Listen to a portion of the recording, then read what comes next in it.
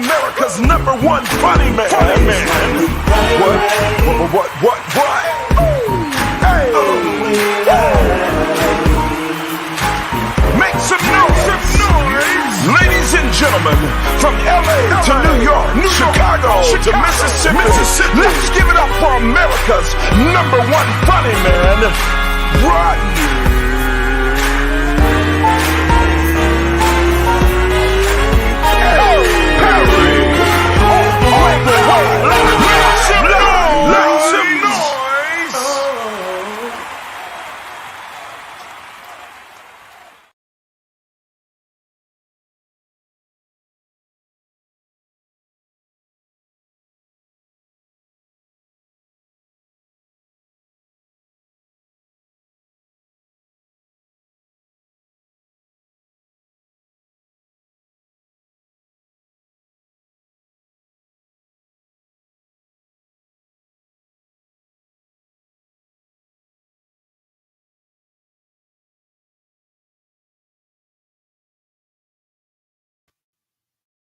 There, well, hope you guys can hear me now. I wanted to say what's up to the world. If you can hear me, give me a little indicator so make sure you can hear me. But what's up, Facebook, Instagram, LinkedIn, YouTube, X. Welcome.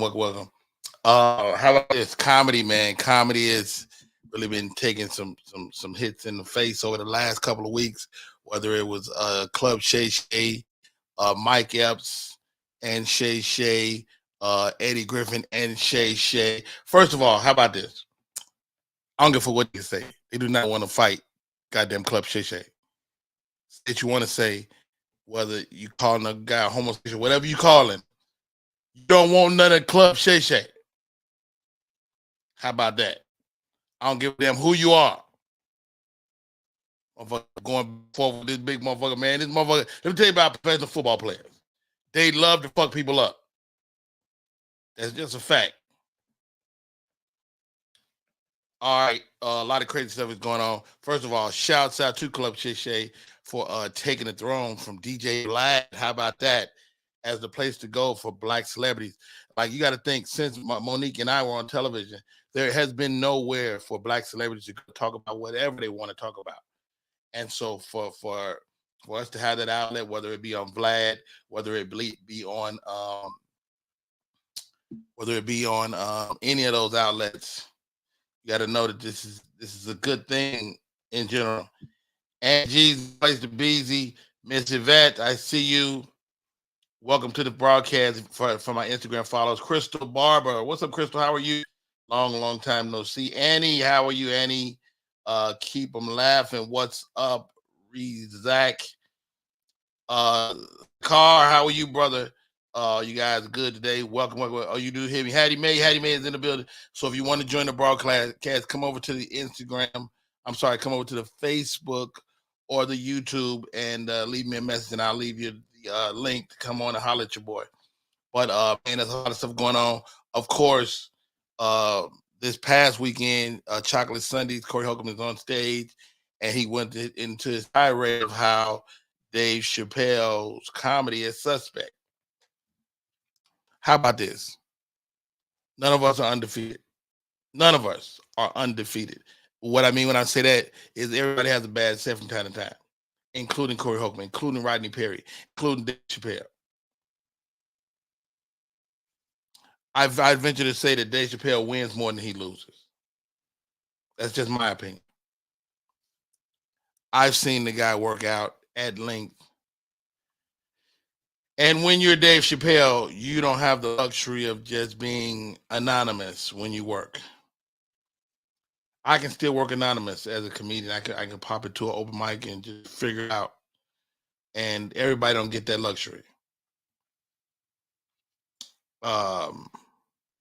But anyway, so Corey Holcomb is going to his tirade how Dave Chappelle is suspect, and this is right. Don Collins went up and probably smashed. I wasn't there, but Donnell is known to smash at the Improv on a Sunday night. Corey Holcomb is going on stage saying how this guy is suspect. And Donnell took exception with that. He's like, dude, you're implying you talking to me like I ain't shit. And I'm good. I'm more than good. I'm better than good. What's your thoughts? What do you guys think, man? Holler at your boy. Let me know what you think. Sakar's in the building. Rizak Belair Inc. I see you. Ramon, how are you? JJ Williams, 1985. What's up? Ballhead Phillips. Donnell is a beast. Yeah, I completely agree. Ballhead, come in here, man. I'm gonna send you the link, bro. Shoot me a text. Wow, it's a crazy world we're living in, man. I mean, the reality is that we all have good and bad days. That is a fact. No matter who you are, we go through the ups and downs of comedy, and some days are great and some days are just not that great. And that is a fact of life in comedy. My name is Rodney Perry. This is Rodney Perry Live. I can turn this thing on whenever I feel like it. I paid for it. I'm on StreamYard because of StreamYard. Oh, there he goes.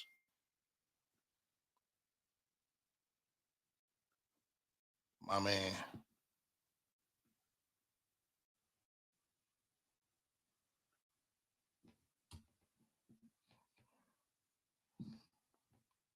My man's coming to me.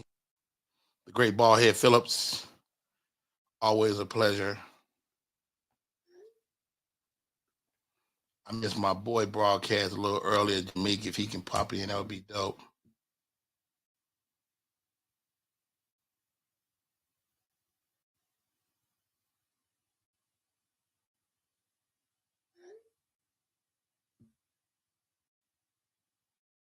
Happening out here in these streets. Hey, is comedy having a problem? I mean, ever since we saw the Cat Williams tirade on Club Shay Shay, we saw Monique talk as well. Is that part of you establishing yourself? It looks like a good thing. If you can find a way to air somebody out, you might risk of selling them a bunch of tickets. How about that? Am I tripping? Ladies and gentlemen, show's on. Ballhead Phillips. What's up, Ballhead? What's up, big bro? Let me turn this camera. How are you, man? Man, I can't complain, man. I can't complain. I ain't gonna do nothing if I do. Hey, is this a new way to get views and famous? Is to just air somebody out? Well, I've been telling everybody it's the Civil War that's been brewing, baby. Every other week or every other day, a comedian either going at something or something that got to do with comedy, and in the midst of it, it's airing out. Wow. You know what, dude?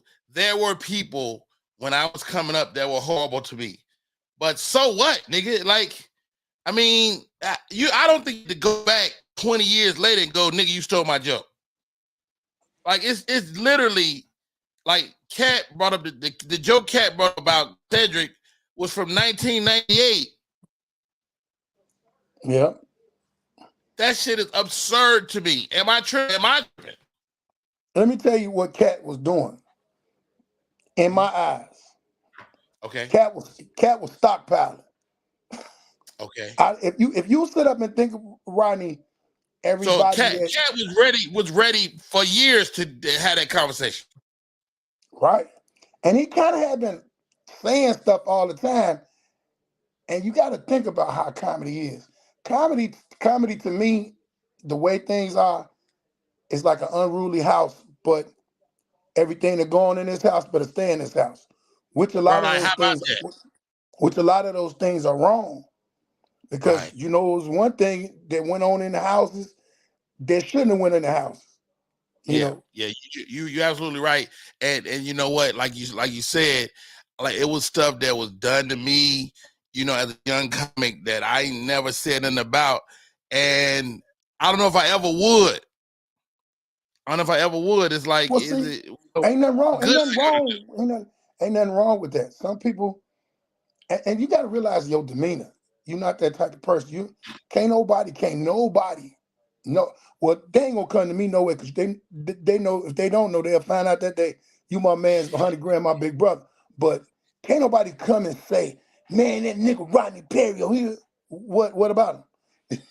and the whole time they having that conversation, I'm like, what about him? What you got to say Right? about How him? about that? But a lot of people ain't like that. Like me, any of my problems are beats, I handle them right then and there. You know how I get out. And you know what? To me, that's just man shit too. Like that's how we deal with shit. Like I told David Arnold, God rest his soul, when he had the issue with the young man telling his joke, I said, why are you making this nigga famous, man? Fuck that nigga, man. But he was getting fame up off it. He was getting fame up off his set though. It's just right. Like what made Dave mad is this guy was working in clubs Dave couldn't get in. And he's like, dude, this nigga getting in clubs that I can't get in with my material. His material got so in mad there. at that shit, but I'm like, nigga, fuck that nigga. You making this nigga famous. Hey, I remember, and Dave did, I think, God rest his soul, the coldest thing as far as putting both them sets up. Yeah. And showing, because me and you could be somewhere in two separate clubs and we'll see some material that we know ain't this person's. Right. You ain't gonna say have you seen this? Like, I've seen people arrive where I was 10 years ago and just come up on that material. Like I watched Kevin Hart recently, right? And he's doing jokes about the little dick pills you get at the liquor store. Right. Nigga, he didn't steal it from me. Just sharing his life. That's a joke literally I did 10 years ago, nigga. But he didn't do it word for word the way you do it, though. He didn't do it word for word, but it's the same idea, it's the same premise. Because he go to the gas station and the pills is in there. See, it's right there. They still there. It's certain things that could be stole verbatim. But the crazy part to me about this Cedric thing, what a lot of people don't know is a lot of them comics, when they get to that level or certain level, they have writers. Right. The writers could be thieves. The writers could be thieves. Then this dude don't know, or the writer could have been looking at whatever that picture was. I forgot, because I used to watch it with my grandmother. They could look at that come on and have, oh man, that'd be funny if it was told like this. Let me get at the you know what? Let me give you this ball head. So I'm doing years ago, right? Me, Speedy from LA, Speedy. Yeah, Jamie Boy. Jamie Boy. So we shot a pilot for a sketch comedy show. Jeff Brown, Chicago. What's up, Uncle Jeff? How are you, brother? Hey, man, can y'all hear me? Yeah, we can't see you though. So let me tell you this quick story. What's up, ball head? What up, baby? That's a legend right there, man. So get this, guys. We did a pilot for a comedy show, and we pitched it to a couple of places. BET was one of those places. BET looked us in our face and said, "Fuck your pilot. We hate it. It's some bullshit." Right. Fast forward, I'm doing another show. Matter of fact, I think I got the motherfucking. I got the show hidden here somewhere. Is that a quote from the meeting, Rodney? What? Is that exactly how the executives of BET put it? I think that's what they said. I think they said exactly those words. Hey, it's not shit. Fuck you and your and jokes. We not validating. So, get the fuck off the lot. Please, nigga, for your. And so wait, Jeff Brown. So one of the, you probably know this guy, Jeff, is a guy named Chuck, right? Chuck that ran BET at the time. And we pitched a bit. I was the star of the bit. I wrote the bit. The bit was about a bathroom attendant that did everything for $1. The nigga name was Dollar Bill. And the nigga he could check your bags from the bathroom. The nigga could get you a bitch. The nigga was wonderful for $1. So I get to work one day. I'm the woman guy for Cedric Entertainment. I get to work. They come to me and say, "Hey man, Chuck finally got a sketch in," because Chuck hadn't got a sketch in. And Jeff, it's a, like in sketch comedy shows, it's a big deal to get a sketch in the show. So he had got no sketches in all season with at the end of the season, and this was going to be the linchpin of the season. Why was this sketch my sketch that we had pitched to BT? Do I think Cedric stole my fucking bit? No. But I know Chuck stole it. Nick couldn't even look me in the face after that. Yeah. You knew where the legs on that bit walk from. Jeff Brown, should I have said something? How many years ago was it? This is literally. This is gotta be in the 90s, early 2000s. No, it's 2000s. It's 2000s. It's Cedric the Entertainer Presents. It might be season 1 or season 2 of that show. When you were still doing the hammer and all that and sliding and all that shit. Nigga, I was a super energy ball. Yeah, it wasn't a stand-up. And you should have whooped him then because you had all that energy back then. I'm saying, should I at the very least have said something? If go further, you know. Yeah, I would have said something. Wow, Rodney, it depends on which Jeff Brown you talk to. You talk to 1993 Bay Area Jeff Brown. Hell yeah, that dude is on some ball head shit. Yeah, let's go back behind this dumpster and throw these donuts. If you talk to a more seasoned dude in the game, as we all are now. Yeah, that now that we know, I would say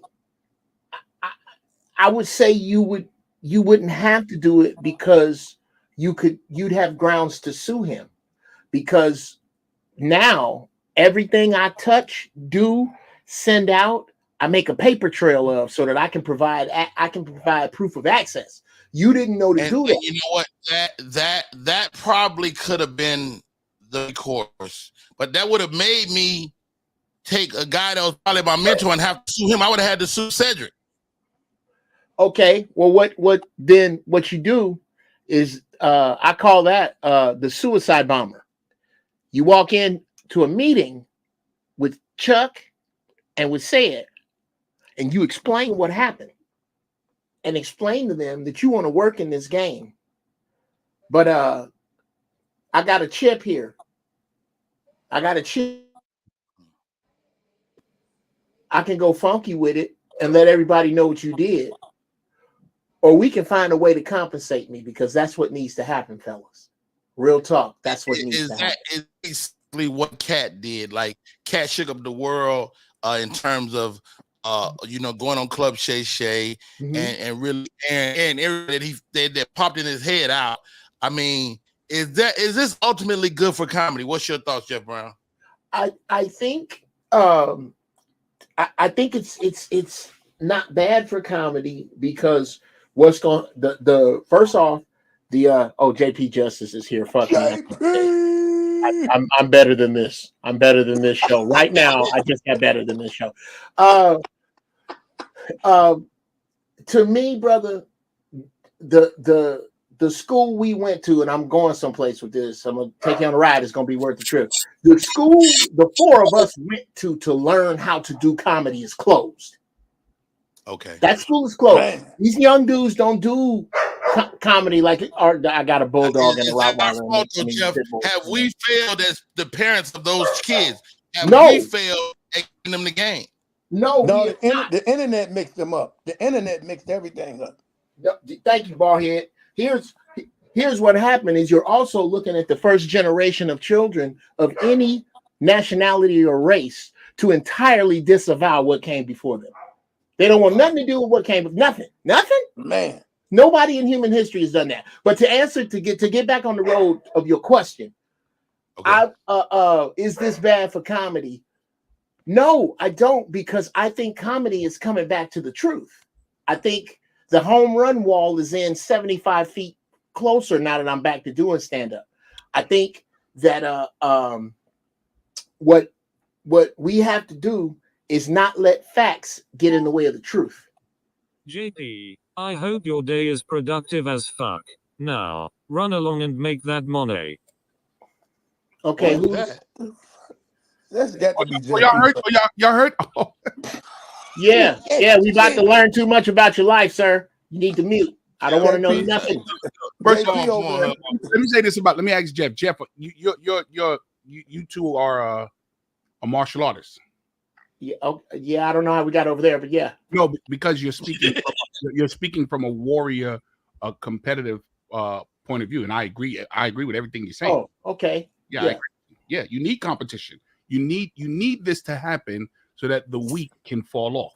Oh yeah, the weak need to be eaten, but that and that is a point to this conversation, however disjointed and retarded and out of place it may be. What really I think is what we really need to get to here is that was whether Cat's 40 time is as fast as he says it is, whether regardless to what he was, yeah, and I know some fast niggas. I'm from 60th and Damon. I know some fast niggas. He, regardless to that, do big comics steal from small comics? Emphatically, yes. Yes. Hell That's yeah, not even something you can pin on Sid or Steve. Dude, I'm working on a documentary called You Tell Me, where I just put my jokes up that I did on television, on shows that niggas could not get on, and then turn around 5, 6, 7 years later and see superstars doing my shit. I'm telling you. You've seen, there's Jeff Brown bits that I've seen become stock. Thank you. And that's Thank you. crazy. You know, That's crazy. and anytime I hear somebody say, "Oh, that's stock," I'm no nigga. Somebody said that shit first. Right. They act like stock was not rolled down for somewhere. Thank Every you. old man. I'm not married to words though. Like I think as comedians, people buy you. You know, people buy Baldhead, people buy Jeff Brown, people buy JP Justice. They don't buy our words. Like most of the time, people can remember your words. So the reality is, people buy you. They do remember their words if they don't got enough material. Cause they can be like, "That's the old boy that said." But we know people in Chicago. My man owns the lounge over there on 79th, off 79th. People borrowed his style, and nigga left town. You talking about Marlon? Marlon Mitchell, yes. Yeah, that's on. People borrowed Marlon whole energy and left. We ain't even gonna get into, because I know exactly every nigga you talking about. Me and him been best friends since we was 13. Marlon's style has been stole. I remember one day we was having a conversation. They was like, "Man, you and Marlon talk alike." So me and Marlon been together since we was 13. So, you know, but his style is his style. And it takes that happens too. Like me and Joy Wells, right? We was fucking ride or die in the road together every day. We were staying in the same car, we went everywhere together. And at one point we looked at each other like, nigga, that's my little natural quip to say all the time. Like, nigga, you been saying my quip too, nigga. And we had to stop and acknowledge the fact that we had been around each other so much, it was borrowing our own lives from each other. So how important is that as you move forward? JP, any thoughts? It's funny. It's funny how people use in a disco, nigga. Yo, it's funny how people use what they need to use when they need to use it. You got radioactive snow coming through your roof? Like radioactive snowflakes. They're green. And this is the guy you said people would stop joking from? That's what I've been waiting on. Shit. You know, when JP come on, he be doing 30 different things before he look up at the camera. All the time. Oh, yeah. Like Yeah, JP, keep a check. JP got 11 jobs right now. Yo, I just got my racketeer check. My racketeer check. I ain't mad at you. Yeah, $12. But anyway, so this is this.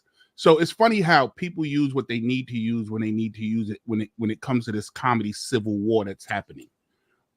Please let's be reminded that we all swear by comedy is subjective. Okay. We all swear by. We all swear by. There's more than one way to skin a cat. This cat. Word. We all swear by. We all have to have our own individuality. Have your own individuality. So now, with all of that being said, who are we to pass judgment on what anybody else do? That's how he does it. If it's not what you do, it's just not what you do. And I'm not saying that you can't have an opinion on it, but to the point where cats want to fight and all that kind of stuff. Now, to what Jeff was saying, and Jeff, I definitely agree with you. You said some great stuff tonight, Jeff. Don't slow the show down pointing out my greatness. Keep going. Well, that won't happen again because that was the only great thing you said. So let's continue. So goddamn water pill kicking in. I'll be right back. So watch this.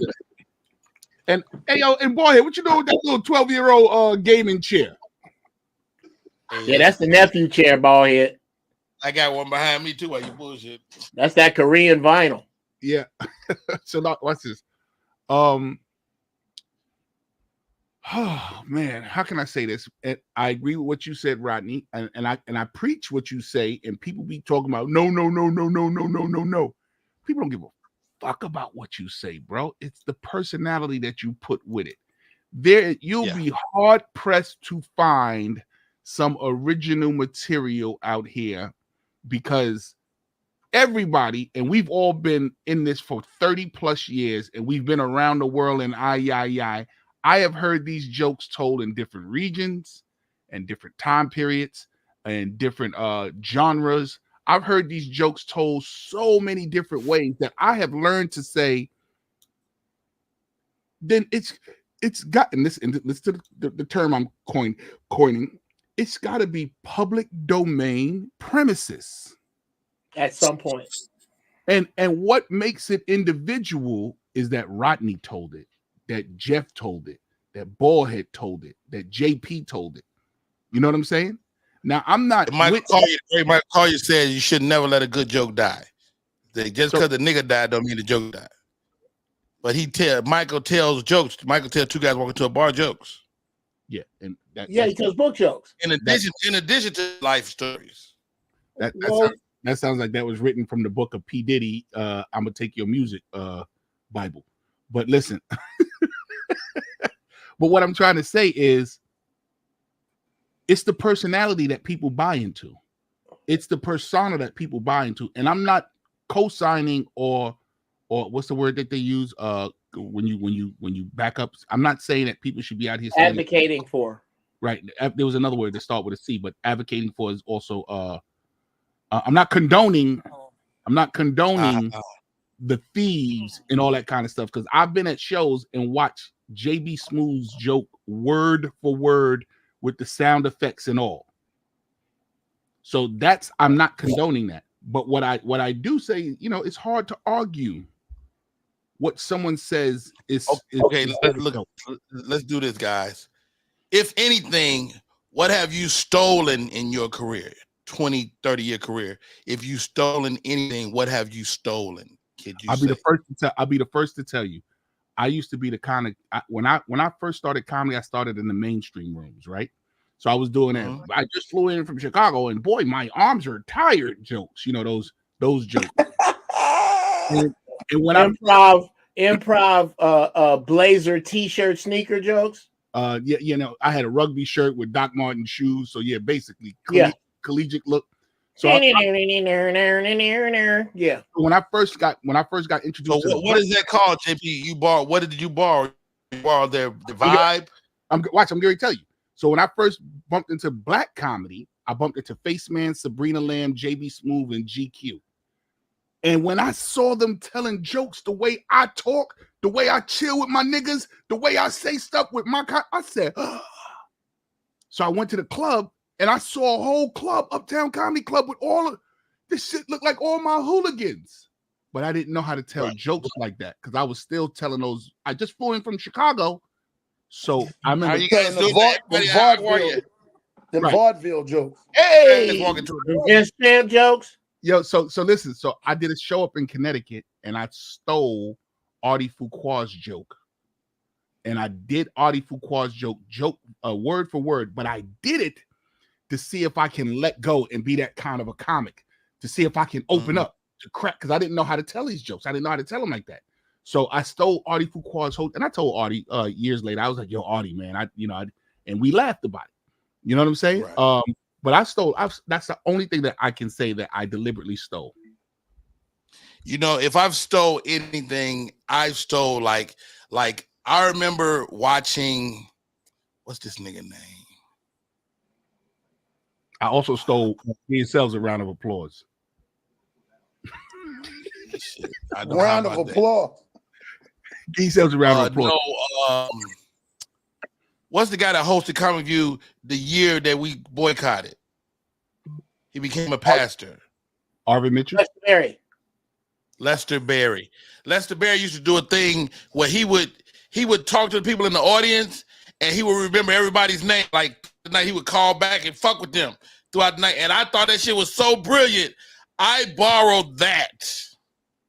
Like the way he did crowd work was so dope to me. And I borrowed that thing that he was doing. He was like, he would give him a nickname, hey, short hair. And then he would call back to short hair 15 minutes later. And the shit was like, I probably still do the shit like right now. Yeah, I mean, I don't know if that's a steal. Right, exactly. I was about to say that because Monteria Ivy used to do that, and that's something that you upgraded or rewritten something, because I know exactly what you're talking about. Because you got a bit that you do at the end of your set where you get everybody involved with dancing or some shit like that, and you pick, it'd be by 5 or 6 people, and then they all be in it, and the show go, and you about it. No, that's true. But what I'm saying, like at the top of the show, the niggas start doing it. Like when he first walk out, he would, a little short hair, and then the nigga would go through, and he would remember that shit all the whole set. The shit would be so fucking amazing to me. You know, something. Watch this, and you gonna love this, Jeff. You know, I watched Deon Cole one day do something on stage, and y'all called him a genius. Remember when he said, "I don't have enough time for my whole jokes, so I'm just gonna give y'all the punchlines," and he would just tell those jokes like that. I see you do that too. You know who used to do that? Watch this, Jeff. Remember Barry Sobel? Yeah. Barry Sobel. Can't go no more. I can't go no more. Yeah. I can't no more. Yeah, Barry Sobel was a big deal. Barry Sobel used to go, I only got 6 minutes, so I don't have enough time to tell y'all the jokes. So here's these punchlines. And he would just run down his punchlines. That shit's beautiful, man. He was a genius at it. Yeah, Earthquake does the thing where he hit the mic, and I know the D comics that they hit the mic on their hand or they hit the mic on their leg. Like I borrowed that too. Like and that might not be a legitimate borrow, but I do that because that's really I'm influenced. We're influenced by other people, is what I'm saying. Influence is a great thing. That's not I borrowed. I opened up for LL Cool J, and he had this chrome microphone. If y'all ever saw, you had the mic. Remember the mic? He brought it on Comic View. Remember the mic stand? The fucking mic stand was amazing. Yeah. I just want to say this too, JP. Don't be talking about my game and tell when you in there in your command center. Oh, I know, right? This motherfucker is in there. He's the heartbeat of the whole building. In a few minutes, he gonna tell the weather. That's tonight. It is. If he tell the old nigga downstairs go to bed, hey, Uncle Ray. It looks like an arcade. Look like it's some little kids standing in the hallway with quarters, waiting on you to open the fucking door. He be doing too much. Somebody gonna try to beat their high score from last night. They be doing hand now. All right, guys. Before getting off on another tangent, is Corey Holcomb wrong for calling out Dave Chappelle and Donnell Rollins? And is it disrespectful for him to call out Donnell while he's in the room? Okay. Who you going with first? I don't know. Anybody jump in? Because I'll jump in. Listen. Okay. I'll go last. Here we go. The man has the right. First off, y'all know I got a soft spot for 5150. I think it's brilliant. I love it. I love the freedom the man has on his show. I love the fact that he owes nobody nothing, and he speaks to what he wants to speak to. And yes, that's going to piss people off. He said he thinks that what's his name is corny, Dave Chappelle. I am a Dave Chappelle fanatic. I will get the Chappelle logo. Faizon Love said that 10 years ago. They looked at him like he was a damn fool. Well, there's a difference. The Dave Chappelle 10 years ago to Dave Chappelle now is two different Dave Chappelles. You know what I'm saying? The Dave Chappelle we got now is a freedom fighter. The Dave Chappelle we had back then was still finding himself. You know what I'm saying? He's a marksman now. So to hear Corey Holcomb say that, and like I said, I'm a Dave Chappelle fanatic. I didn't think anything was wrong with it. Everybody's allowed their opinion. He thinks he's corny with his corny t-shirts and all that kind of stuff. So for you to get upset about this man expressing his opinion, and opinions are like what your mother say? Assholes. Everybody got one. Everybody got one. And they all stink. They all stink. Well, I had this Spanish girl one time. Yeah. Wait a minute. Wait a minute. Not to learn too much. So Land the plane. So I don't think he was wrong. Now I don't know how him and the Donnell Rollins things sparked off, but once again, stick to your words 100%, people. What happened to that professionalism that you're supposed to show him, Donnell Rollins, and just go ahead and just walk out and let him finish his set? That can't be such. And I like Donnell. I think Donnell is a beast. If you ask me, I gotta tell you, I'm in the room, JP. Hold on. If I'm in the room and you motherfucking calling me out, nigga, I'm gonna say something. Whether that shit's supposed to be a joke or not, fuck you, nigga. I get it, nigga. I get it. I'm gonna cuss you out on the way out the door. I'm not gonna make the. I'm not gonna. Of course. See what I'm saying? This is what I'm saying. Then don't have the rule. Well, here's your problem. Here's your problem. Here's your problem, JP. Hold on. So it's not an unwritten rule that when Bullhead is performing, wait till the nigga get off stage. Why I gotta let that nigga finish his show? I don't talk about niggas on stage. If I make you see the rule, you see the rule. So if I make you the show while I'm on the show and you there, that's why I said the rule is dead. I don't know how it sparked off. I don't know how it sparked off. Well, I think here's your problem. Here's your problem in this room, JP. Hold on, Jeff. So, Bullhead, you said that Corey Holcomb was on the stage talking about Dave Chappelle, and then Donnell felt like he had to say something? Yeah. And that's right to you? I can't say exactly what happened because I wasn't there, but it's something to that effect. Right. Very close to that. Yeah. I think that's right. I mean, you gotta look at this. I think Donnell took it personally, like, yo, nigga, I'm not a bum. Because basically he was saying, Corey was like, nigga, that you niggas is soft ass comics. And Donnell was like, nigga, I came up in Brooklyn, nigga, rooms you couldn't fuck with, and you ain't never been in those rooms, nigga, fuck you. That's what Donnell was saying. But did Corey open the conversation or the confrontation with saying, hey, you Donnell? Or did he say, hey, Dave Chappelle, and Donnell felt like he had to protect him? I don't know. I wasn't there. Right. So if he started it off with, hey, you Donnell, then the rule is broken. Right. But if I started off with, hey, you Dave Chappelle, and Donnell felt like he had to protect the Dave Did y'all see this? So this same situation, right? Donnell,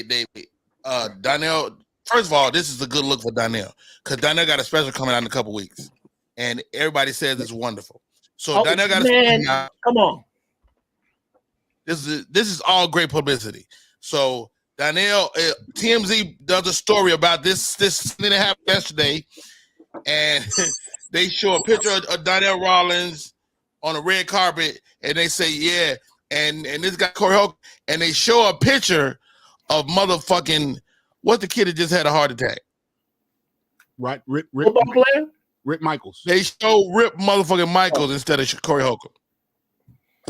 So my next question to y'all is does the people status quo even care of what's happening in black comedy? Do they even care? Like they don't even know what we look like, man. That's fucking disrespectful as fuck to me. Am I tripping? Yes. Let me tell you, if I was they done that on TMZ with white people. If I was Darnell Rollins, you know how I would have shut that whole shit down? Let me tell you how to shut that whole shit down. Because first off, if you ask me joke for joke, Darnell is a beast. Nothing short of a beast on that motherfucking stage. I love Corey Holcomb, but side by side to Darnell this pin is crazy. Corey's I said they get there by what and what. Oh, listen to how I break it down, bro. You know me, I get deep with this. Yeah, Rodney, you know, when these specials come on, do I not be in here rating them? If you want some respect in this room, you got to turn off them fucking liquor store lights. I'm about to have a seizure. The fuck if you get out the magician's practice room, nigga. Wait a minute. Voila. I'm in the Hogwarts. I'm in the Hogwarts prop room, nigga. Nigga, that's funny. I'll put some Eye of Newt on you niggas. Corey say the most impossible shit. Like Corey's mind is so gone that he says the impossible shit. But the Sultan of the Pin, Darnell is like it's like a math problem for the formula that he has, and he gets to the sum of the joke. Corey can just, man, these bitches pussy explode and look like ham cheese, and it's funny because you can't believe this motherfucker said some crazy shit. That's not a quote, is it? No. But joke for joke, Darnell will destroy him. Now, this is how Darnell could have killed the whole thing. Can we not agree that? That's your right. That's my opinion. Hey, hold on, JP. Before you say one thing, hold on. I don't mean to cut you off. Hank Denson is joining the conversation. What's up, HD? How are you, brother? What's up, gentlemen? Let me get this last thing off, and then I'll pass. Hey, look, we got this guy in the magician room, and this guy's in a emerald, a green emerald. I came here to make my wish, Jesus. Jesus, bro. The color is green. You know what I mean? Oh, that's hilarious. Can we not agree? Go ahead, JP. And it's the last thing can we not agree that Darnell's pockets is deeper than Corey Holcomb's? No, I don't know if that's true. I don't know if that's I don't know true. if that's true. I was Bro, work every weekend. Corey, as a bona fide headline, he work every weekend, and he makes tons of money. There we go. So if I was Darnell, make money. If I was Darnell, I would have just said, let's put 25,000 up. This line joke for joke, ball for ball. Let's meet here next Sunday and let's see. And that would have been on another page. Walked out. But then you subject to the who's favorite, who got the most fans in the building that day. And guess what? So what? Or you get some official, you get 3 or 5, an odd number, official comedy connoisseurs to judge it. Not people a out bad the audience, regular people. Fuck them. I said comedy connoisseurs. Whether it be someone who works for a club, someone who works what's the name? Whoever it's agreed upon. That's a good idea. I wouldn't mind seeing a battle royal like that, but again, comedy is subjective. So it got to be material, though. It got to be run material. the risk of damaging your brand if you lose. But we That's the whole point. But we're wasting too much money. Like, the thing is, black comedy is such a high level currency, whether it's bad or good. We doing stuff to hate on one another, and nobody walk away with no money. It's like, even if they got along, shoot, act like everybody else does. Act like we don't get along, so we both walk away with $1 million. I mean, I don't understand that part. It's like, I'll come in somewhere. Like what JP just said is so fucking brilliant. If they would have challenged either right, like, nigga, 7 days from now, meet me here, and we'll see who got the best set, nigga. Let's go. How much would that ticket have gone for? Easy $100. Easy. That's what I just put on it. I'm just trying to figure out why don't nobody notice that Corey keep getting into it with people he was friends with, people that he know, and constantly keeping the fact of bullshit that's keeping him on. Is it bullshit, boy? If you listen to his show, which I'm gonna tell you something, Corey Holcomb, Tony Schofield, and Leon Rogers in the morning show on the radio, is what made me get my podcast. So I got love for the fact I ain't gonna never say he ain't funny. But it's like me. With my whole state of mentality, I'm not finna go at my boy. If me and my boy got a problem or I don't believe something in him, hey man, let me holler at you about this bullshit. Yeah. I'm not gonna put nobody on the internet where he did that shit with a couple of people, man. He done it. His whole table revolves. Only one person stays. So you feel like it's clout chasing? You feel like it's clout chasing? Yeah, it is, because everybody he get into it with except for Darlene. He got into it with everybody. He had so many people on there that was on there on the regular, and it's involving. Me myself, I don't like the fact of you bringing up topics and making topics apart for the people that you deal with, that you fuck with. I can understand if you're a journalist and you that type of person or whatever, but it's like drama is keeping him relevant. Yeah. You know, when Mike Tyson beat up Mitch Green, people called him an animal. When Roseanne Barr, Mitch Green kept fucking with that man though. Let me cook, because watch this. Okay.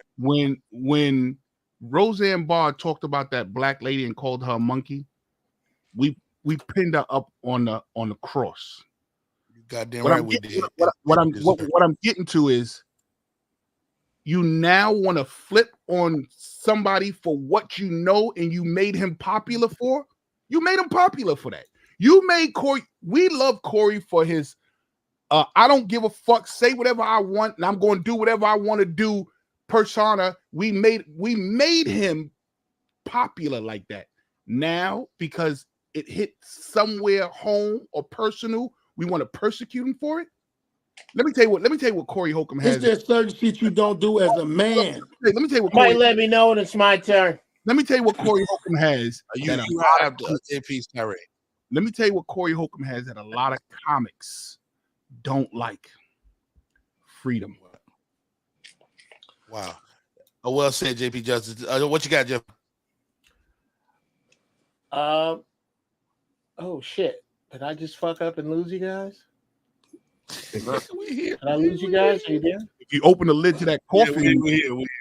Okay. That last Okay. Number one, I was really kind of afraid because I have so much respect, and this is going to come out of left field. I have so much respect for you that I was afraid that you was going to say something different than you did, Baldhead.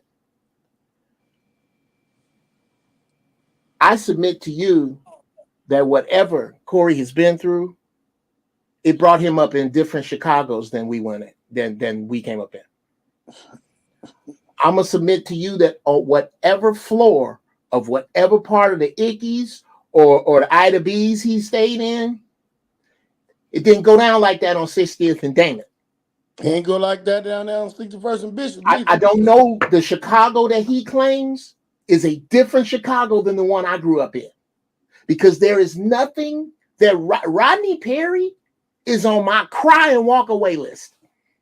I love Rodney Perry so much that if he pissed me off to the point where I throw these doorknobs with another nigga, I'll cry and walk away.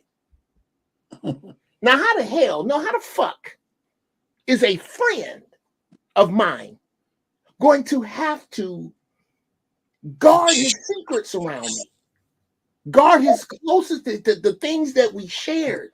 How?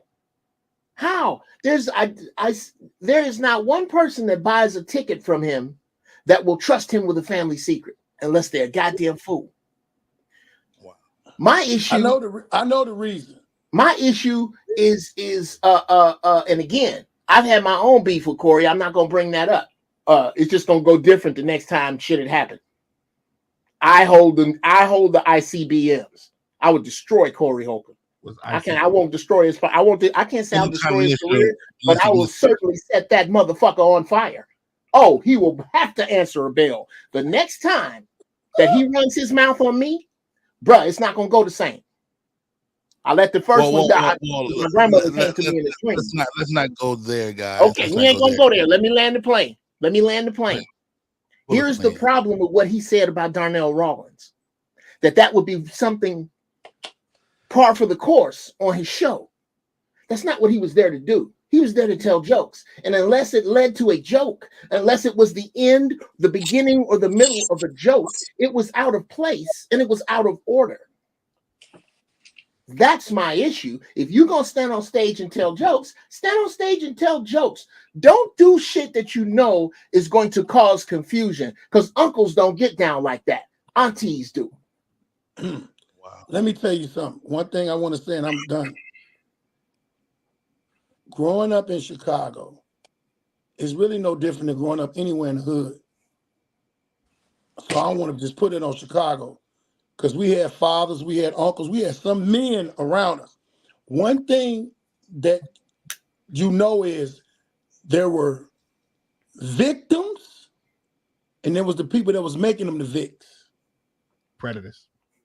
A lot of people held the basketball, and if you was a thug nigga and you seen a nigga with the basketball, you gave him a pass. He went through the tough stuff in the projects, in them buildings. You wasn't, hey, leave Shawty alone, man. Man, go on your ass upstairs. Yeah. So you really wasn't a G. You really wasn't a G. You was just a kid that lived in a fucked up environment. Yeah.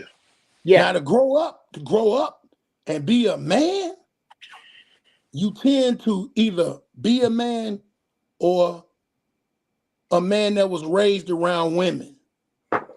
Hey Hank, let me get a couple of them 20s, because I'm 20s. That's it. That's feminine conflict resolution. Hey guys. Again, man, as we look at what comedy is becoming and before our eyes, JP, you're a podcaster. Ballhead, you're a podcaster. Jeff Brown is a podcaster. So is Hank Denson. How about this? Do we all have it wrong? Should we all be more incendiary? Should we all be going after whoever at the top of the food chain if we want our shit to be successful? Are we approaching this shit the wrong way? Is Corey Holcomb doing the right thing? Are we just fucking up? No, why? Am I tripping? No, but go ahead, there's a formula to it, and everybody has their own formula to where it works and where it reads numbers on their thing. It's a formula. So, and you gotta understand, once you get on, like, put it like this: we're producing our own podcast. When you get on Barstool, when you get on the bigger podcasts that are networks like Spotify, and they rolling a budget out on you, you don't tend to do all that, because you got commercial dollars that come through that they not gonna tolerate you doing that stuff. So he's in a place where he has a formula where he sees the numbers show up and he gets a check. So that works for him. But there's so many podcasts that are just not something we have to do. Now, I mean, but Club Shay Shay is in the loop, in the mainstream loop, and his show is a bit incendiary, no? But it's because people want to know the inside of comedy. It's not about you saying something bad about somebody. You could be opening up telling stories that's good stories about stuff that happened, and it will hit the same amount of numbers than you talking trash. It's just that we don't do that part. Hey, and you if Jeff tells some of his, you tell some of the stories of LA stories, the stuff that's behind the scenes stuff that nobody knows anything about, that's mentionable, that's not degrading somebody. People are excited about that. But if that's what they think we all are, that's what they're gonna gravitate to. We set our own tone. Black comedy is a high level currency. We don't need to make it anything. We can make it whatever we want to make it. It's just that we're watching cats in front of us make it something, and then we're JP, like, "Oh, well said about somebody." Well said. JP, Hank just broke it down, man. But here goes a question to you, man. You're a podcaster. You create. Do you feel like you could be more incendiary to get more eyeballs? It's Hank Denson Comedy. I just followed you, my G. I like what you just said. I like it. Just followed you, my guy. All right, here we go. It's fine when we talk about R. Kelly. It's fine when we talk about Michael Jackson. It's fine when we talk about Bill Cosby. It's fine when we talk about anybody Trump. It's fine when we talk about all those people, but I find it so funny that we get the most sensitive when the light turns on us. It is so pathetic that we get so sensitive when the light turns on us. Here's my answer to your question. What do you mean? Here's what did you say, Rodney? What do you mean by that? Yeah. So when we don't have a problem when all the attention is Trump jokes. We don't have a problem when all the attention is R. Kelly jokes. We don't have a problem when all the jokes are Michael Jackson jokes. But we have a problem when the joke turns back on us.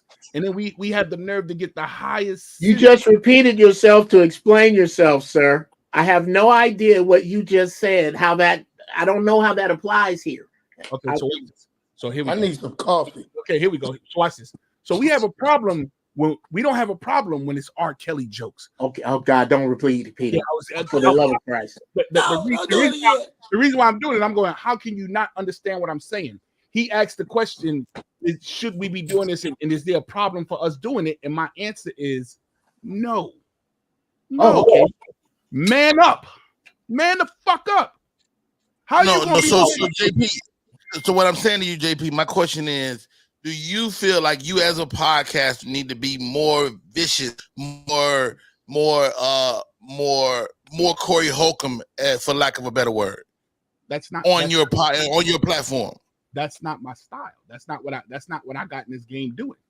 If I got in this game to do that, you know what I'm saying? If I got in the game doing that, then yeah, I would keep going. But I got into this wanting to explain to older people that the internet is a scary place. Come on in here. That's why my shows are based around older people having fun.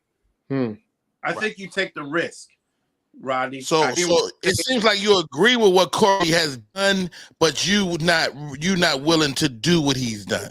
It's not me. Not everybody. Lord Hank said, every last one of us here are podcast men. We all have our own audience.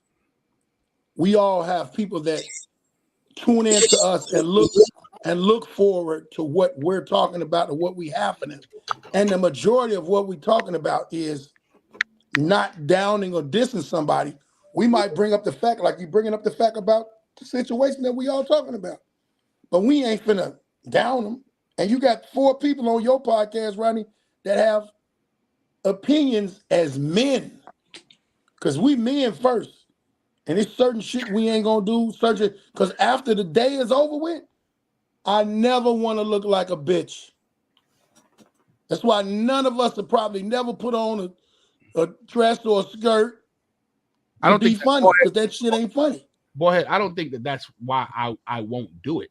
I don't think that's not why I won't do it. I think I won't do it because that's not my shtick. Like that's not what I'm saying, man. That's basically what I'm saying. Okay, wait a minute. So that would mean that it was the shtick of the long list of brothers we can name that wore dresses before you saw them? I'm not even talking about dress part. I was talking about goddamn, bro. I'm talking about well, and I think the whole conversation about the dress is another conversation. I don't think it should be a deal breaker. I don't think it should be the end of your career. I don't think it should be the beginning of your career. And to me, I'm gonna say it like this: that shit better be funny, man. Yeah. Like my problem is people that have wore the dress in bits that wasn't funny. Like they put Kevin Hart in the dress on Saturday Night Live, and the shit wasn't funny. I'm like, nigga, how y'all let my nigga get in the fucking dress? It's like, Rod, nigga, we wasn't even around. Okay, I'm like, Rasputia, Eddie disappeared. Sherman's mama, Eddie disappeared. Yeah. Sherman's grandmama, Eddie disappeared. That nigga was a whole family, nigga. He's a whole fucking family. You can't even put him in this category. That nigga's one though. For obvious reasons, there are links. I'm not to get back on the road of should we be more incendiary in our subject matter. Yeah, what did that word mean, man? Incendiary. It sounds like January, but it's different. Made me it mad. means I didn't know what that word meant. some shit will catch fire.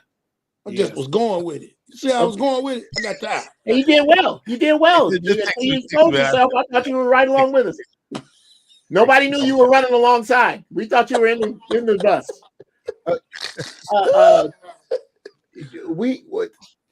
What the fuck? Oh, yes. The internet is forever, brother. It is my opinion, and this is I'm gonna go way out and come back. The idiots that are walking around now that we discussed earlier, who totally disavow what came before them, like nobody else in human history, they're gonna have children, and those children will not be able to look to their parents for wisdom because their parents don't have any oldies. They're going to have to leapfrog these idiots that are rolling around now to find the wisdom of us. This is what the internet eventually is going to be. Yeah. Once it do, when people are going to go looking for shit, and when they do, they're not going to find me on no bullshit to get extra people to look at me now. When what I need to put out is going to be priceless then. So no, I won't. Yeah, I understand where you. Hey guys, Rodney Perry here, and this is Late Night Edition Perry Live. I'm a comedy talk, man, and I got my guys. JP Justice is in the building, man. Mad love, mad respect. JP Justice, of course, Jeff Brown, Ballhead Phillips, and my friend Mr. Hank Denson as well. And whether you like it or not, the game as we know it has changed. Comedy has changed. Whether it's for the good or the bad is probably based on your perspective. But the reality is that we have to approach this thing a little differently. Social media is real. If you aren't leaning towards social media, you're doing yourself a disservice, and it might require you to do a little cloud chasing. I don't know. Am I tripping? Jeff Brown. Is cloud chasing par for the course now? Well, it depends upon what course you're playing. McDonald's is always going to sell more meat than Ruth Chris, if you want to call that shit meat. Okay. I don't see, and people have problems with this dude, but he's one of my favorite people on in the podcast arena. That's Joe Rogan. Yeah. Joe Rogan does what the fuck he wants, and all of his shows are smart. I say, Rodney, that this show needs to take your show. I'm going and talk about you like you ain't here. Rodney Perry's show is I have never, ever tuned in with my arrogant ass and not been entertained. Ever. I'm kind of biased because I love Rodney Perry, but this fucking show, it's the shit. You just need to see that the shit gets more eyes. You don't need to stir in shit for more eyes. Yeah. Some people are stirring in shit and making money off the stink. I'm not in that. And I don't give a fuck what numbers I don't get. Hey, Jeff. Hey, I'm looking at Rico over there on Instagram. He says, are real comics becoming emotional? Great question, man. Didn't I just say talked that? about it? You just talked about it, JP. You just talked about it, JP Justice. Are we just too sensitive? Are we tripping?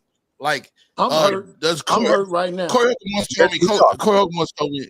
Holcomb at one point where we were really close, and he said, "Rodney, everybody can't like you. It's impossible. You have to. We live in a world where everybody cannot like you. So same thing. Him being comfortable in that space is a good thing." Or are we absolutely being too sensitive, JP? I'm upset that you just sent me the definition for insinuate. I knew what it was. It was a joke. It was a joke, you motherfucker. I told you to have it. Did you niggas go to Dunbar? I went to CVS. Carver. I went to Carver. He just sent me there. All beneath me. I went to Lindblom. Oh, I robbed them a lot. My uncle went to Lindblom, and if he went, it couldn't be that good. He was Wait. He's not lying. It's from Connecticut. Okay, my man's from Connecticut. All right, you guys from Who's from Connecticut? We You're from not from Connecticut? I'm from Massachusetts. Massachusetts. You from Massachusetts? I'm sorry. You from Massachusetts? I'm sorry. I was just up there. I was just up there last week at One of those hoity-toity Caucasian states. New Bed. I'm sorry. I apologize. Don't worry about it. I apologize about our tax bracket. I apologize. It's the shit, ain't it? So I want to get to this before we lose track. Go ahead, JP. Chicago pizza ain't shit. So listen. What the fuck? Wow. And it stinks in New York. I don't want to talk about shit else but your ass, JP Justice. That's it. Rodney Perry, this is worth hijacking your fucking show.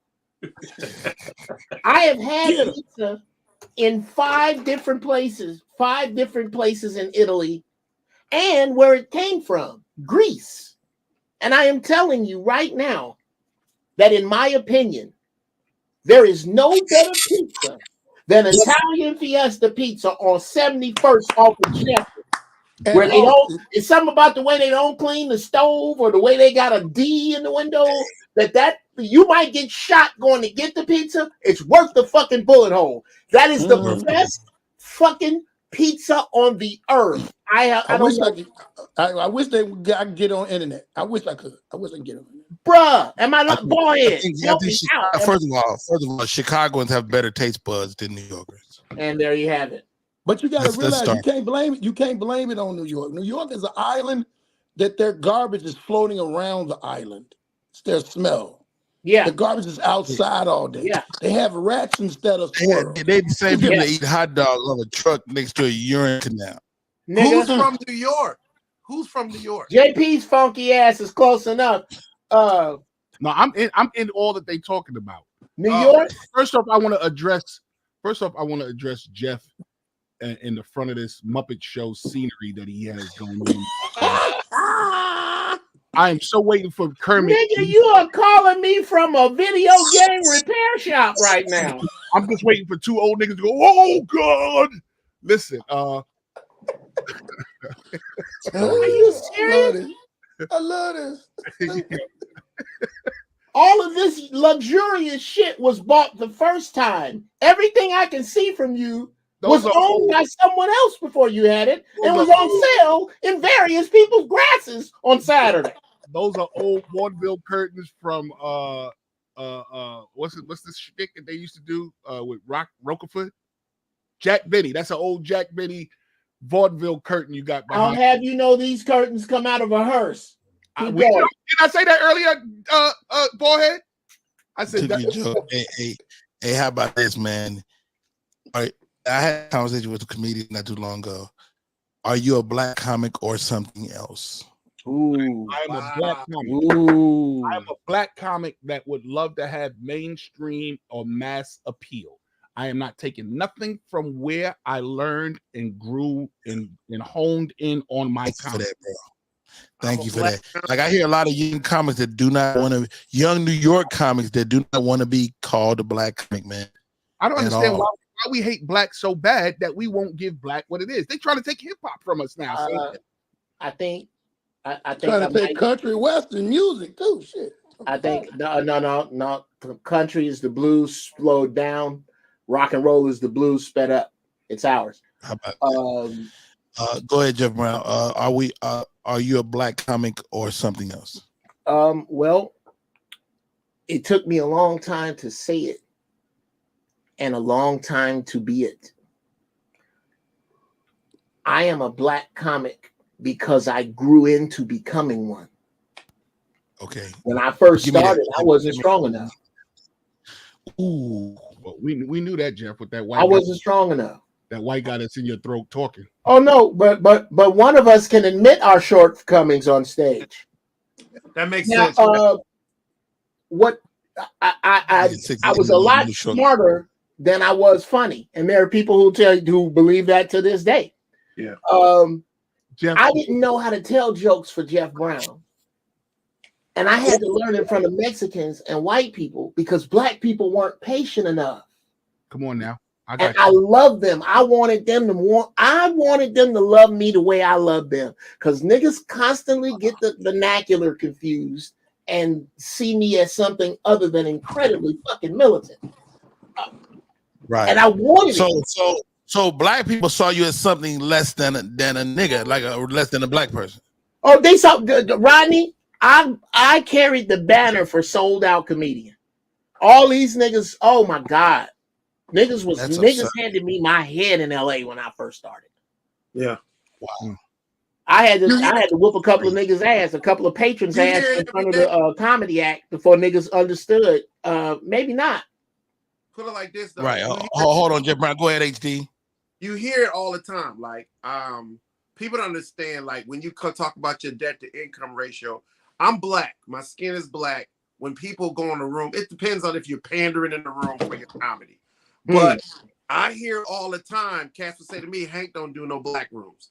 This is when I did how many years of tours? I did like 2 years with you, Rodney. And these niggas was standing in my face saying, Hank don't do black rooms. And I'm like, well, if you're Rodney Perry, that's all you're gonna get is black. So this is the thing. They never knew that I did Comic View twice. They never knew that I was on tour with some more. They never knew that shit, but nobody ever bothered to ask me because I understand where the money comes from. Cats need to understand you're gonna be a black face, right? Remember, Rodney, we went to the Brown, the Black and Tan. You took me to see Charlie Murphy and all that. Okay. And then I would say, hey, let's go see the white boy shit. We went to the Oddball Fest and we saw Carol. And I said, the thing about this is we can do all of it and be just as good as everybody on both sides. And that's the crazy thing. We don't have to lose anything. We don't have to change what we're saying. We don't have to do nothing, and we just keep moving numbers. Because one thing I know about majority of people who watch comedy, they want their black people black, and they want their white people white. They don't ever have a problem. They're never explaining it, and that's the gist of it. But as long as your skin is this color, as soon as you go walk up in the room, you black. You're a black comic. And how about this? How about this? If you continue, like, if you get mainstream success without being a quality black comedian, guess who's coming to see you? Some real niggas. Some real niggas. Some real niggas eventually gonna show up. You're gonna be like, nigga, I ain't ready for these niggas. Hey, third trimester food baby, sit that down for us. Yeah. What is that? That's a toy. Hey, that's Juggernaut. Same question. Are you a black comic or something else? I'm a black comic that grew up watching Benny Hill, Monty Python, Circus Saturday Night Live, and Second City TV. So I'm a black comic that knows white comedy, and I love it all. Right. Wow. I can go. The surprise. I think Hank said it best in terms of black people make you. I always say black people make you rich. Black people make you famous. White people make you rich. Yeah. So if you have a desire to be rich in this game, you're gonna have to learn how to make white people laugh. Like I said, you can be a black comic and have and want mass mainstream appeal, and there's nothing wrong with that. But my foundation and my references and my vernacular is what they would consider to be black comic. What do you have to learn? What do you have to learn, JP, to achieve that? What did you have to adjust to achieve that mainstream thing? What do you have to adjust to achieve that goal? I first started on the mainstream. So I learned the structure of telling jokes and how to tell jokes and all that kind of stuff. Yeah. And when I went to the black rooms, I realized that low performance level. Low hanging fruit. No, not the low hanging fruit, because the low hanging fruit is with us. But just my low performance and my low energy and my low wasn't enough for black audiences. Come on, my man. I paid $5. You got to set yourself on fire. The Buffalo Wings is better than you. So I had to learn to turn my act up and be more, yo, you got to understand me. You got to hear me, blah, blah, blah, blah, right. blah. And then you were light-skinned. Oh, we don't even want to talk about that, bro. That's light skin ain't light skin been trying to make a comeback since New Jack City. Are you saying that there's colorism in comedy? Do people treat you different because your skin is lighter? Man, hell yeah. Let me tell you why I had to become the assault in dealing with hecklers. Like, I had to literally make sure that they were obliviated, because light-skinned pretty boy, Albie Shaw, Christopher Williams, sensitive light-skinned nigga. Yo, bro. So in comedy, but you also motherfucking 6 feet 8 inches tall, nigga. Niggas is not fucking with you. My nigga. Yeah, not often. You don't understand. On stage, I was all of that light skin shit. But let me get back. Let me get back, yo. So I had to learn to turn my comedy up to do black comedy rooms. Now the turning it back down was easy. I just calmed down. I was able to. Here's one thing I learned when you do white rooms. I can have a whole thought process and work it out. I can have a joke from A to Z and I can work it out. But in black rooms, you better cut that fat quick. Cut that fat quick. You better get to that joke. Yeah, you gotta get your jokes down the road. I did Hank's room. Hank got a mainstream open mic. I did it the other night, and I found myself falling into the pace of the room when I should have been at a higher pace, but I let myself kind of get pulled into the slow pace. And how do you avoid that? But you deserve that. That's the thing. When you're an artist, like this is the thing, we're always on performance. This is the black bubble. The black bubble is performance For survival. Yes. For survival, right? But no one ever tells you, yo, slow down so you can create, so you can actually let your brain do some artistic shit. So then you can bring it back and do all the tweaking. Sometimes you don't even say it out your mouth because you're so pressed on making it hit and smack. Oh, wow, it's got to hit. It's got to hit. We all have that mechanism in us that we can turn it up and make it hot real quick. That's not a problem. But it's like we pander to stuff that's not as creative. And then we watch Dave Chappelle and these other cats stay in a joke for 10 minutes because they have groomed people to that palette of comedy. Same thing as Ali Sadiq. They have groomed people to that pace. And I take a little exception to that, Hank, because I don't want to imply that that's better. It's not that better. Comedy is better. But that's kind of what we're saying. But it's not better. It's just like now I watched you perform over the years, Rodney, and I know for a fact you can turn it on, but when you're well thought out and I hear you trying to work a joke out or it's a joke, you add more pictures to it. Like you'll add more tags to a joke because you are actually thinking about it, not taking the route of, I know how to heat up this room. I know how this joke hit. I know how the timing and the cadence and the nuance is going to make this laugh. When you slow it down, you add something else, you shock yourself. And that's the magic about comedy. Let me ask you a question, Hank. With that style of comedy, what is he writing for? Is he writing for the room or is he writing for TV?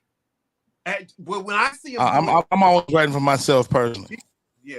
If it don't make me laugh, I'm not gonna say it.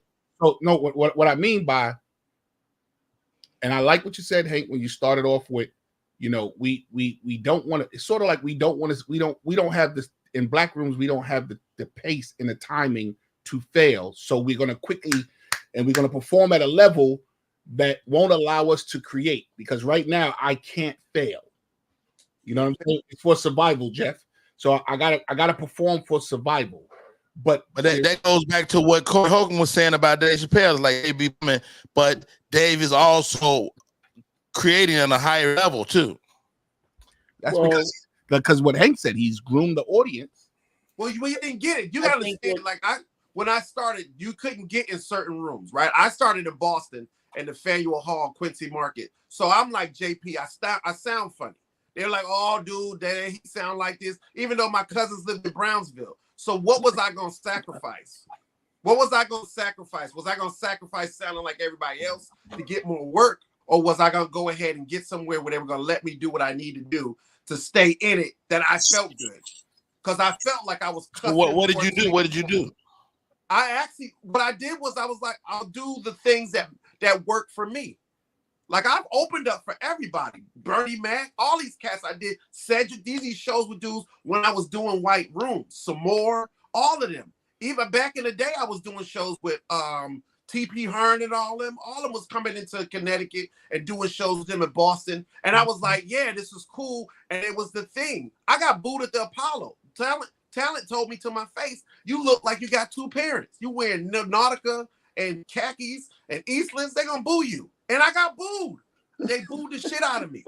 They booed the shit out of me. But what's so crazy about it was it set a paradigm shift in my head where the next couple of shows I did was with Jamie Foxx, Tommy Davidson, Pauly Shore. And I knew my voice because that was the lowest I could go. And what happens is everybody's looking for a win. Comedy gives you that first adrenaline boost you get. That's what carries you. But if it's something that you keep selling a false sense of thing, because the hardest thing for us to do is repeat it, right? And to create from the last set to the next set. If you got to change who you are just to get to the next set, it kind of fucks with you. Well, but listen to this. Listen to it on the note that you said. One of the main things that all comedians have to do, and I feel like this, you have to find yourself. When you find yourself on that stage, and you know who you are, it's over. It don't matter. It's over. No, Hey nobody, guys, ain't how nobody about this saying last nothing. question of the night? Last question of the night. How important is acting in your world? How important is acting? Is that something that you're going to be venturing in toward? Are you considering directing? Are you considering other levels of this game? How important is acting, Ballhead? Acting is very important. I went to Second City in Chicago for acting and improv. So very important. I know that's the next genre I want to jump in. I did a couple of little movies in there, but that is what I want to do. But I never, ever, ever want to stop doing stand-up. Facts. Same here. Jeff Brown, man, you've been in the game a long time, man. How important is acting for you? Not as, because I realize what it takes to do it well for me, and I'm not willing to turn myself inside out to do. If I was to get into it, I'd be on some Anthony Hopkins type shit. So for me, it's the writing of it, it's the creating of it, it's the seeing it done. And to Ballhead or to any of you, I can say this from my experience in the game.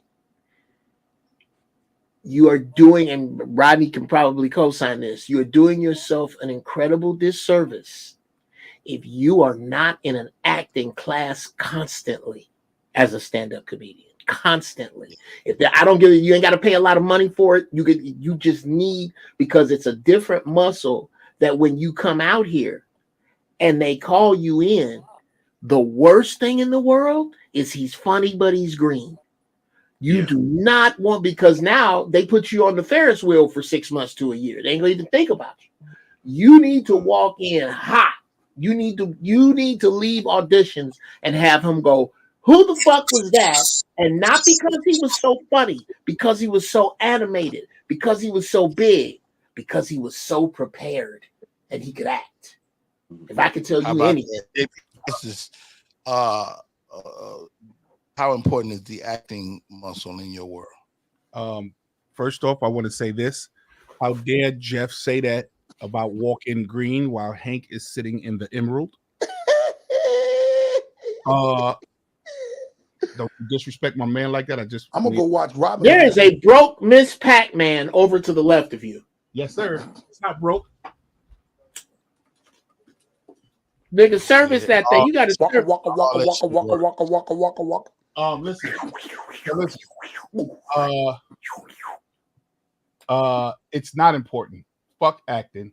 That's nowhere near where I want to be. I don't understand being wow. It's not something that I want. We see who didn't get the audition. Damn. No, here's the thing. Here's the thing that you have to in this day and age in comedy. You have to know strongly what you want and what you don't want. Yeah, somebody let you know strongly. Who kicked you out of an audition? No. You see what I'm saying? Why is a yellow one? Get him the fuck out of here. Why is it that? Why is it that instead of me saying security? I want. It's not what I want. I don't want that at all. You know what? I think it's horrible. Let him finish. Let him land. Let him land. Go ahead, JP. Bring it on home. Let this French mind turtleneck dude say what he wants. You think I care about this dude? Listen. Hold on. Let me say it so Jeff can understand. Am I in the box? That's hilarious. In mime class. Stupid. I'm sorry. Wait. Just focus, JP. Come on, bring me home, baby. I Saying some never, fly shit. I never, and it took some realization for me. I'm in my 34th year of comedy. Okay. I've done it, man. I've got the stripes. I've got the general stripes. I've been there, tours, blah, blah, blah, yada, yada, yada, yada, yada, yada, yada, yada. But as I look back on my career, I never wanted this. I never wanted this. This isn't what I planned on doing.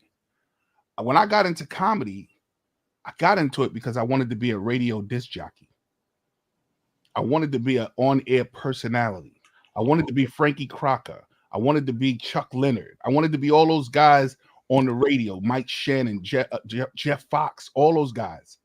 Here I am 34 years later and 10 years in the game. I don't have a plan to go any further because I never had a plan to get in. So I never wanted it. So anything I got just because. I got it because I was tall, light-skinned, articulate. I got it because I was funny. I got it because I could tell a great joke. But now JP prepared for it. Prepared for what? I didn't want that shit. You know what I'm saying? So no, it's not important to me. And it's important as a comic that you understand what it is that you want, because you will be doing porno with animals if you are not focused. Indeed. Hank Denton, man. I saw you venture down a lot of paths in this game, man. Acting, how important is that to you on your? I believe it's important to me personally, because now you're in a unicorn state. What social media is, you could be a one-stop shop for everything you do that has to do with comedy, from acting to writing, and never leave your house. So if you're gonna do social media, so many different levels, you got to play the protagonist, antagonist, and characters and all this stuff. So acting is a muscle that you should have, and you should keep it sharp.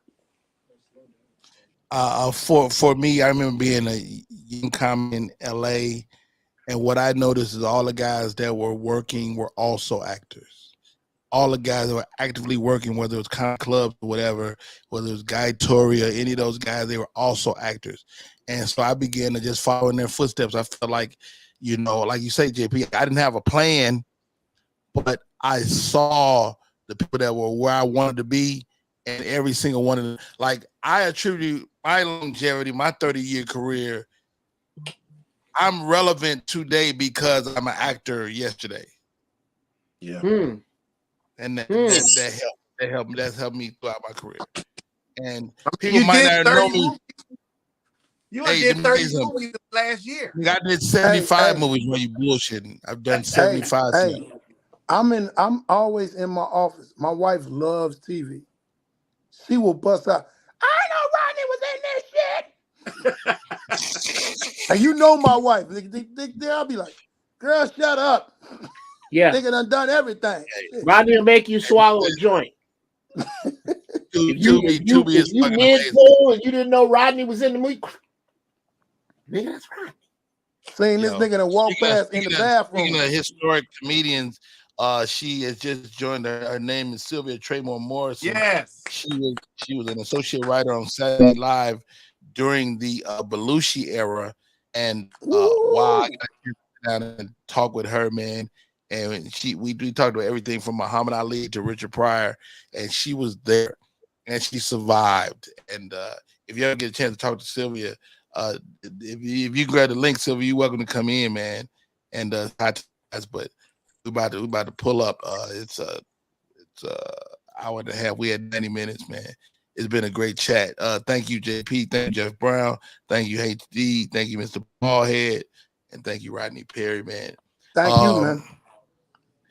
Hey, I appreciate y'all, man. I think we really made some sense out of what we're seeing in the comedy landscape today. Oh, it's not over. It's not over, Rodney. I want to say this about this.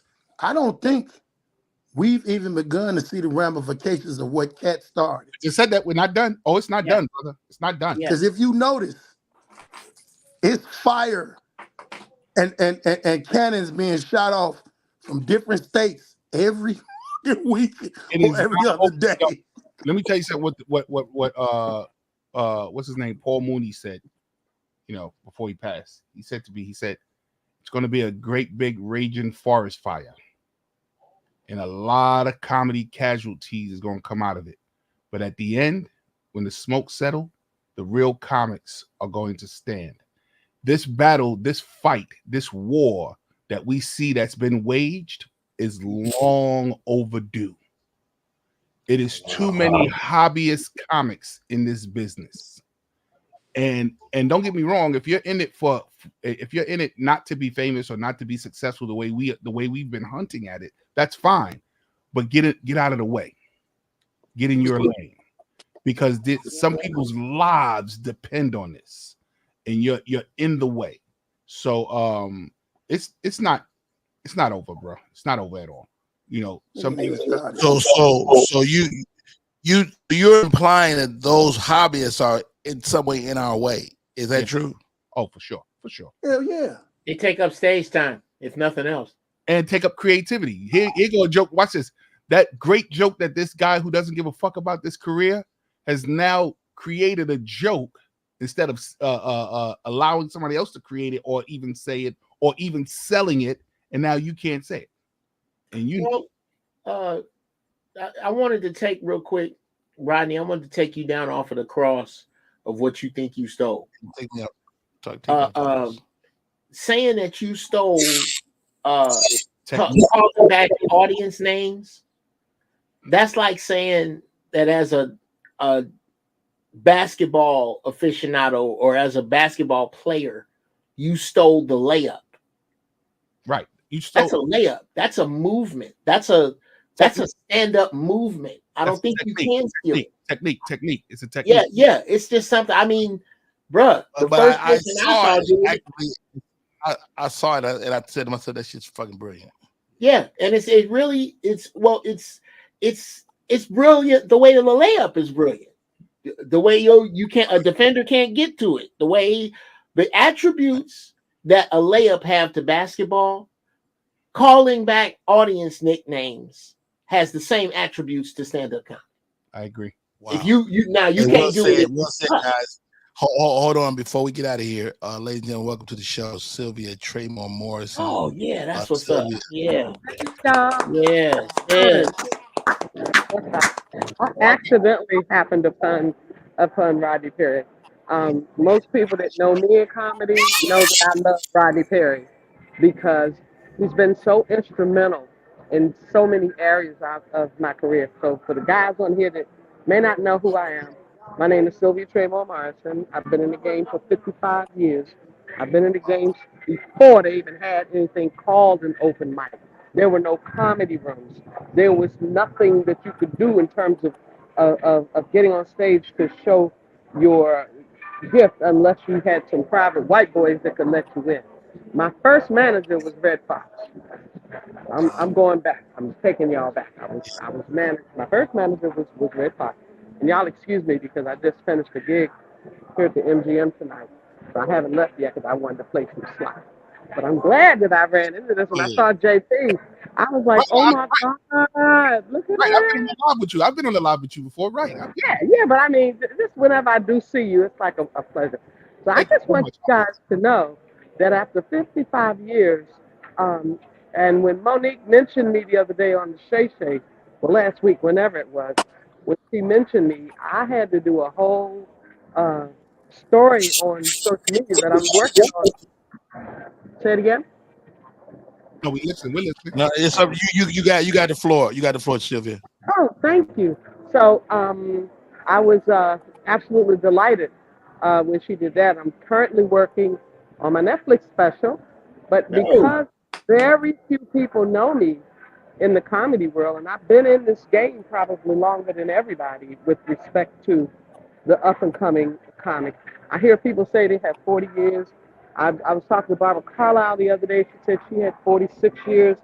And she said, Sylvia, how did you survive for 55 years? And it was that first 25 years, I did a story about how my first pay, I opened for Elaine Boozler in Washington, D.C. I got paid a Coca-Cola. My second, a Coca-Cola.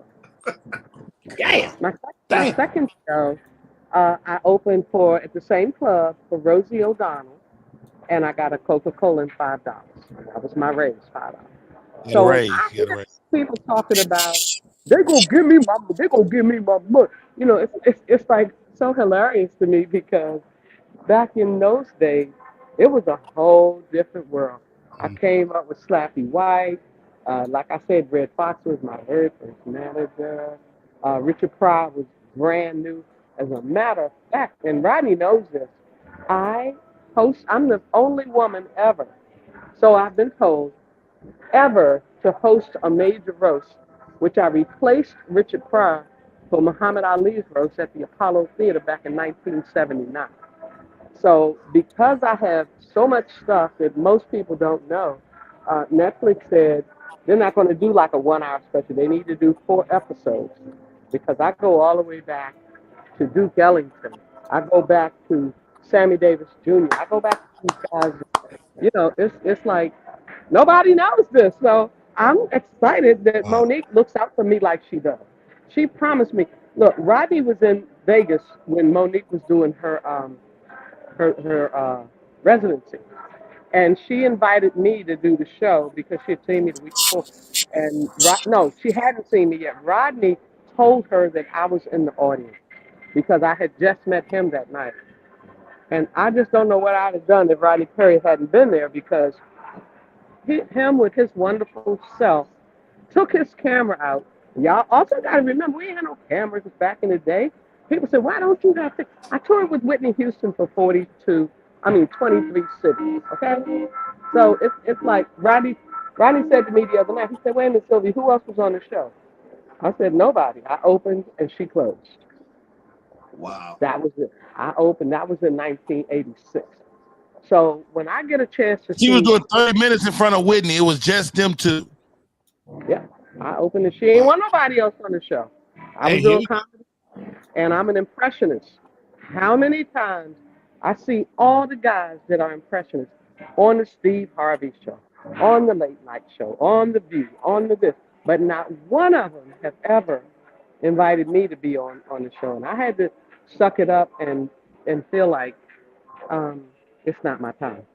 When Steve was bringing everybody on, I just said it's not my time. I mean, when I first started doing Whoopi Goldberg, I got invited to all the big stages.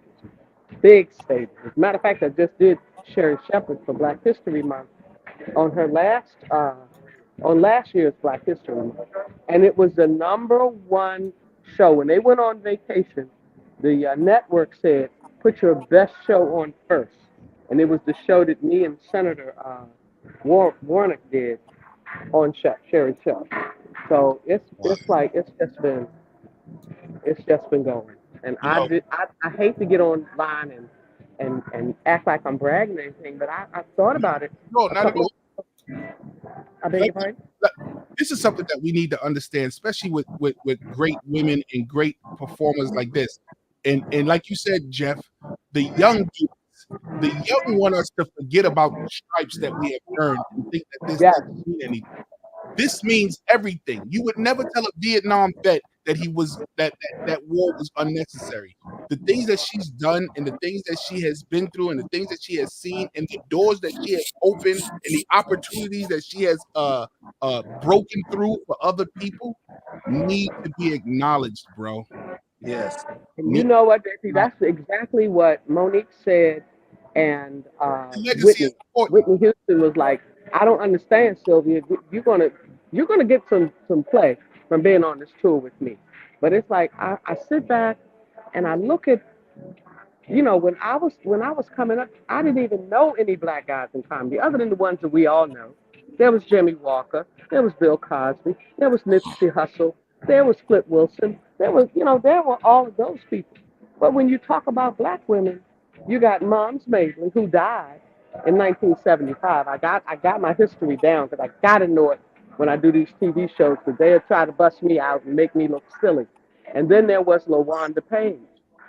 And then was Sylvia Traymore Morrison. And then came Marsha Warfield. Then came, what's her name? Shirley Hemphill. And then, they started creeping out. But for my first 20 years in the game, I had no friends, You had no peers. guys. You had nobody to I look had, at. I had what now? I said you had no peers. No, no peers. Oh, heck no. No, I didn't call nobody and say meet me at the club or where are they playing tonight. There was none of that. And that's why I entered the Miss Black America pageant, because it was a national platform. And I tied with Bernadette Spelman from Good Time. So it just goes, when I was telling my story, when I was pitching my story, the producers and the big boys, they just looked at me like, are you kidding me? And I'm like, yeah, I mean, that's what it was. I tied with Bernadette. They sent her to audition for Good Times, and they sent me to Europe to entertain the American troops from the Vietnam War. And I'm giving y'all a real fast rundown. Yeah. So I'm doing it because every guy on this page right now, I have a lot of respect for, because I know Wow. stories. I know you do. I know. Yeah. I was just telling some youngsters tonight. They're like, "Oh, the comedy community needs a big hug," and I said, "Let me tell y'all something. I've been watching comics for 6 decades, 6 of them, and every 10 years it seems to change. 10 years from now, having followers and all that's going to be old. AI is going to be old. It's just amazing. But because most people weren't there with me, they can't, they just can't imagine it, you know. But if it wasn't for people like Rodney Perry, and I speak that in my documentary, and by the way, I have 3 books. My autobiography is almost The Many Faces of Sylvia Tremont Morrison. Somebody on Twitter put a post out to all the black female comics that included, I was so shocked, I was thrilled, but it was sad. They sent it out they copied Whoopi Goldberg, Cheryl Underwood, Wanda Sykes, some more. They copied Adele. They copied all the black girls who were comics, and they said, y'all mean to tell me not one of you have even reached out and spoken to Miss Sylvia? Right. She's up in front. Yeah, not one. And Cheryl Underwood did come on and like the truth, and that was it. Yeah, I was. So I have to be happy. Speaking of great lady comedians, Coco Brown is in our prayers and our hearts, that she suffered a fire with her family and her son over the past 7-8 days. So if you go to her social media page, Keno's house burned down today. They really? Keno. Yeah. I did not know that. Sylvia, I want to say this. I did a virtual show with you during for some sorority and during COVID. And I did not know. I'm sorry, I didn't hear you. Say it again. I said I did a virtual show with you during COVID and for a sorority. Yes, you did. Yes, you did. And you came on because I came on and George Wallace had said, "Do you know who that is?" And I was like, "No." And then he told me your whole history. And you had said to me, you were like, "Yeah, it was good doing the show with you." And I had got off so quick, and then I was trying to find you. But just to know that the years and years that you still have this love for this art in your heart is amazing. Yeah. Now I got to tell y'all this, and I'm a little embarrassed to tell you this because I don't like talking about comics. But first of all, George took me on the road with him. I just came off the road with him about a month ago, and I mean, George has always been probably my all-time favorite comic, right?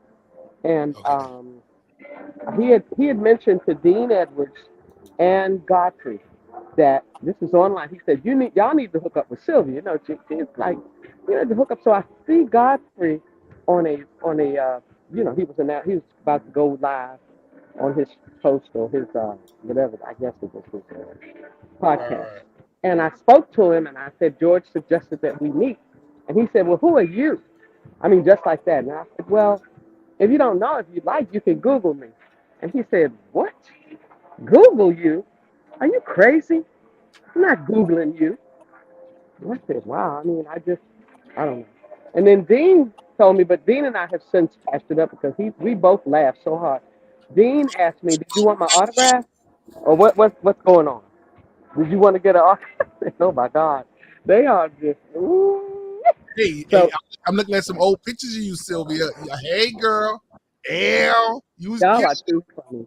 you was And killing you them. know, I just love it. But uh, whenever I have an opportunity to talk about Rodney, I do, because he's one of the most unselfish people I know with respect to comedy. Okay, he's one of the most unselfish people. I watched him on the Tom Jordan Fantastic Voyage give a couple of comics some room on stage when he didn't have to. It was his show. He hosted the whole thing, but he went ahead and gave them an opportunity to shine. And that was way after the whole Monique thing.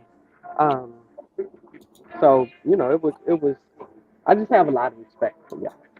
We And all it's do. like, Wow, very, very nice, very nice. Hey guys, we gotta get to close out, man. Such a great night, such a great chat. History that Sylvia possesses. If you get an opportunity to talk to her, please listen to this woman's her what do you call it when you slit somebody's that little at a shoe at her feet and just listen. She's got a wealth of history, and that's it. Jeff Brown, how do we stay in touch, bro? Hey, follow me on Instagram at GB Funny Style. I invite you all every Sunday. Taking a little hiatus right now, but the third Sunday in March, I'll be back for the First Church of Holy Shit. I am the pastor. Somebody fucked up and told me God was everywhere, so I pray from here, save me 10%. I never miss a game, and I invite you to save 10% on your soul insurance by switching to Don't Go and come on in here and let's talk about God for real. amen. Well, thank you guys for letting me come in. I'm going to roll out because I know Rodney said we got a close out, but it's always a pleasure to talk with guys who have been in, and I'm talking about real veterans, men How do we who stay have. in touch, Sylvia? How do we find? What's your social? It's Sylvia T. Morrison or Sylvia Trey Morrison, or I don't know which one is for Facebook and I don't know which one is for Instagram. Yeah. And we'll find you. We'll find you. Yeah. All right, you guys. Thank you so much. Thanks for letting me tell a portion of my story. And y'all look out.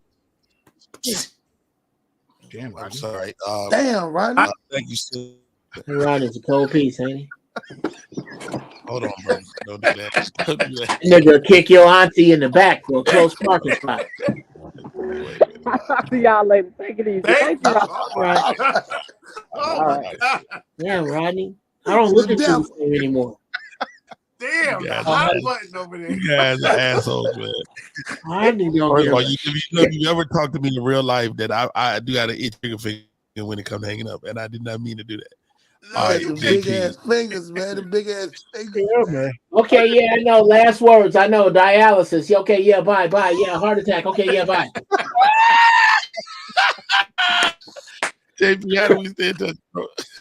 Hey, if you wanna speak to me, you can call my phone. You call Jeff's phone for me at 646.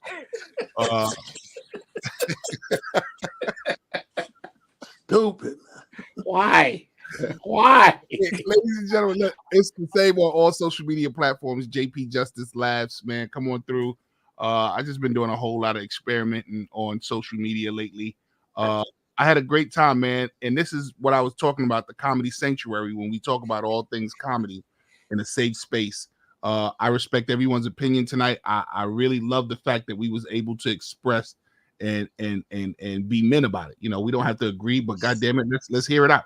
It was a great platform tonight, man. I love everybody except for Jeff. And I don't know why Jeff is so calm with me tonight. Because usually, hey, yo, let me tell you something. Usually I come in and Jeff is hot, boy, and I can't get a word in. But I couldn't keep looking at you because those fucking lights are going to give me a seizure. So tonight I felt like there was some kind of, I kind of evened out with him today. I didn't want to go Grand Mall and bite my own fucking tongue just to snap on you. So listen, I know the next time I go on the live with him, he gonna get me. But goddamn it, I won tonight. Well, next time, make sure it's not from an abandoned video game warehouse. Oh, God. All right. Ballhead Phillips, man. How do we stay in touch, bro? Facebook, Instagram, comedian Ballhead Phillips. and I have a show that I'm doing now called Before the Microphone on my YouTube channel where I'm telling all the stories that I can talk about before the microphone. Wow. Or you can check Statute of limitations. Yeah. You can, Oh, you yeah. can check one of his videos when he's just looking. There's some people still looking for some shit Baldhead can't talk about. Hell yeah. I've been watching the videos, Baldhead. I've been watching them, bro. You get a video up, boy. Oh, It's literally our safer because Baldhead does comedy. Yeah. Hank Denson, super comedian, man. He traveled the world. Hank, how do we stay in touch, bro? Everything Hank Denson comedy, man. Simple. Oh, I want to say this. Yo, Jeff, I've been a fan of yours for years, bro. Oh, wow. Thank you, brother. Fan of yours for years, man. I always, I used to see stuff. I think you wrote a show, other stuff. Hey, Hank, I got that money for you for saying that. Come on out. Come on over, bro. Let me give you I didn't hear it. I got the date that you were right on point with that. Come on over. Let me give you this money. Hey, shout Yo, out JP's to, the best, dog. shout out to the people paying attention to us. Appreciate the Instagram audience. Appreciate you, Chris. Also, hey, Rodney, Instagram Barbara is on stream. Carlisle. Thank you, Barbara Carlisle. I'm sorry. What'd you say, JP? I'm sorry. Instagram on StreamYard too now, right? Yeah, we're on Instagram right now. But it's a big delay. Also, shout out Javon Pearson. I seen him on there. Javon Pearson. I saw JP in there. Yeah. Hey, Javon, you need to come on through our shows, bro. You've been doing your own shows, man. Come on in here. You're part of this legacy. You're part of this history. Stop hiding. Yeah, he's a legend in his own right. Right, you're a legend in your own right. Stop hiding from these platforms. And I got but you don't have to do a damn thing JP Justice says. Just do it because it's right. Don't do it because he said. Hold on, let me say this in his dead sound room. Jeff, what the fuck are you saying, Jeff? He got all the props. Jeff, let it out, Jeff. Motherfucking control center, boy. You fucking around. What? You guys can't. Oh,